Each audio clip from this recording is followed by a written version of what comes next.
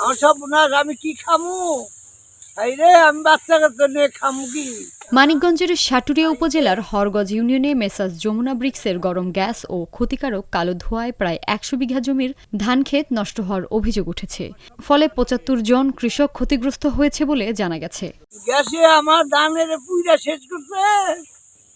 আরে ক্ষতিগ্রস্ত কৃষকেরা ক্ষতিপূরণ এবং ৩ ফসলি জমিতে স্থাপিত ইটভাটা বন্ধের দাবিতে সাটুরিয়া উপজেলা নির্বাহী কর্মকর্তার কাছে অভিযোগপত্র জমা দিয়েছেন। প্রায় ২০ দিন আগে আমাদের ধান হঠাৎ এরকম মরা শুরু হওয়ার পরে আমরা কৃষি অফিসারকে জানাই।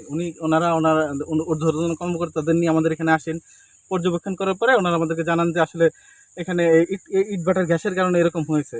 তারপরে হচ্ছে কৃষি অফিসার বলে যে আমাদের ইট খোলায় যাওয়ার জন্য। আমরা এখানে গেলে ওনারা আমাদের সাথে দুর্ব্যবহার করে এবং এর কোনো সুরাহা করে না। মোটরটা যদি ঠিক মতো চালু রাখে, ইট পোড়া শেষ হওয়ার পরে যদি চালু রাখে, ওইটার ভিতরে যে একটা গ্যাস আছে, গ্যাসটা উপর থেকে উড়ে যায়। কিন্তু এরা করছে কি, ওই ইট পোড়া বন্ধ করে দিয়ে মেশিন বন্ধ করে দিচ্ছে। ওইটার যে একটা গরম হাওয়া আছে, ওই হাওয়াটা তখন আবার দক্ষিণে বাতাস ছিল, প্রচুর দক্ষিণে বাতাস।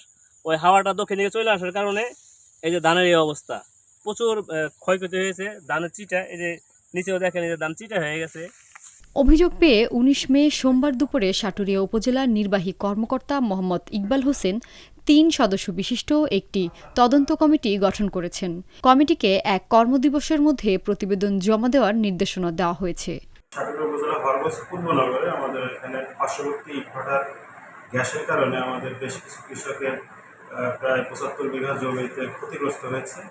এই বিষয়ে আমাদের একটা তদন্ত কমিটি কাজ করছে। আসলে ইন্ডিভিজুয়াল কোন কৃষকের কতটুকু ক্ষতি হয়েছে তদন্ত রিপোর্ট পাওয়ার পরে আমরা উপজেলা প্রশাসনের সাথে বসে আমরা এটা কৃষকের ক্ষতিপূরণের বিষয়ে কাজ করব।